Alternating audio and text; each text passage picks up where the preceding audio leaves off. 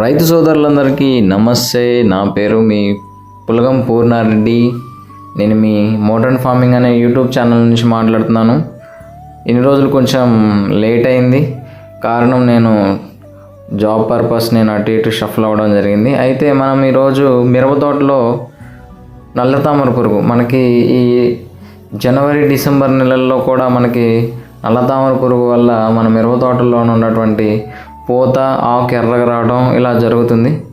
So మనం వీటి మీద ఎటువంటి మందులు వాడుకోవాలి, వారంలో మనం రైతులు 2 సార్లన్నా మినిమం 2 సార్లు అయినా సరే మనం పిచికారీ అనేది జరుగుతుంది. సో వాటికి అనుగుణంగా మనం ఎటువంటి మందులు మనం పిచికారీ చేసుకోవాలి. మార్కెట్లో చాలా దొంగనాయాలు ఉన్నారు. అలాంటి వాళ్ళు ఎలాంటి మందులు పడితే అలాంటివి చెప్పి రైతుల్ని చాలా మోసం చేస్తున్నారు. మనకి అవసరం లేని మందులను కూడా అంటగడుతున్నారు. సో అలాంటివి వాటిని నమ్మి మోసపోవద్దు. ఏ మందు దేనికి పనిచేస్తుంది దానికి తగ్గట్టే మనం మందులు తీసుకొని పిచికారీ చేసుకుంటే మన పంటలప్పుడు చాలా మంచిగా ఉంటాయి. అయితే మనం ఈరోజు 4-5 కాంబినేషన్లు నల్లతామర పురుగు మీద 4-5 కాంబినేషన్లు ఏంటో మనం ఈరోజు తెలుసుకుందాం. ముఖ్యంగా ఇప్పుడు మనం ఎటువంటి మందులు స్ప్రే చేయాలో నేను వాటి గురించి చెప్తాను.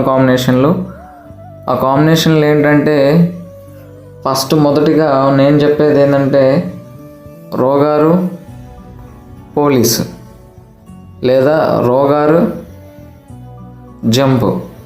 ఈ 2 కాంబినేషన్లు అనేవి చాలా బాగుంటుంది. అండ్ ఇంకో కాంబినేషన్ వచ్చేసి మనకి ఫాస్మైట్ కీఫను. ఈ 2 కాంబినేషన్ కూడా మనకి చాలా బాగుంటుంది. ఇంకా మనకి వచ్చేసి ఎలక్టో లేకపోతే బ్రోఫ్రియా, ఈ రెండిట్లో ఏదో ఒకటి స్ప్రే చేసుకోవడం వల్ల మనకి తామర పురుగుల్ని మనం నివారించవచ్చు. అది కాకుండా మనకి వీటితో పాటు ఇంకా మనకి కాంబినేషన్స్ వచ్చేసి డిసైడ్, అక్టారా 70% FS, ఈ 2 స్ప్రే చేసుకున్నా కానీ మనకి తామర పురుగు అలాగే ఏదైనా దోమ ఉన్నా కానీ పోతుంది. అండ్ వీటితో పాటు మనం దోమ మందులు పురుగు మందులే కాకుండా మనం మొక్కకి న్యూట్రియంట్స్ కూడా అందించాలి. మనం చాలా మర్చిపోతున్నాం. మనకి ఎలా అంటే మనకి ఆరోగ్యం బాగోలేనప్పుడు మనం మెడిసిన్ వేసుకుంటాం, కానీ దాంతోపాటు ఈ ఫ్రూట్స్ తింటూ ఉంటాం. యాపిల్స్ కానీ లేకపోతే దానిమ్మ కానీ ఇలాంటివి తింటూ ఉంటాం.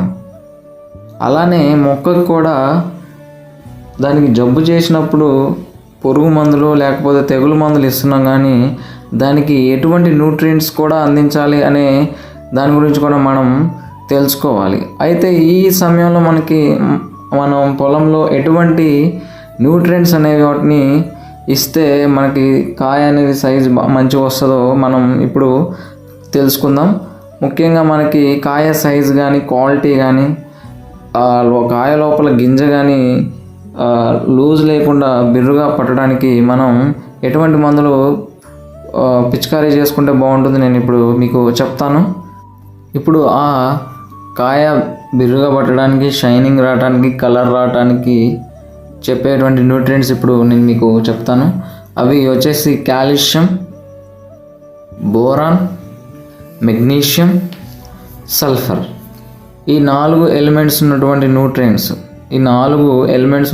న్యూట్రియంట్స్ని మనం ఈ టైంలో వాటికి ఆహారంగా ఇస్తే మనకి కాయ అనేది షైనింగ్గా వస్తుంది. అలాగే దాని లోపల ఉన్నటువంటి గింజ అనేది బాగా సైజు ఉండి కాయ మొత్తం కూడా లూజ్ లేకుండా టైట్గా పట్టి మనకి కాయలు అనేది తూకాలు రావడానికి ఉపయోగపడుతుంది.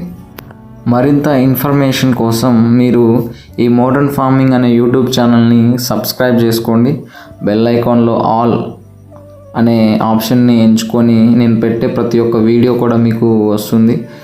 ఇంకా ఈ మిరప తోటలే కాకుండా చాలామంది చాలా రకాల పంటలు వేస్తున్నారు, లైక్ మొక్కజొన్న ఇలాంటివి. వాటి గురించి కూడా చెప్తాను.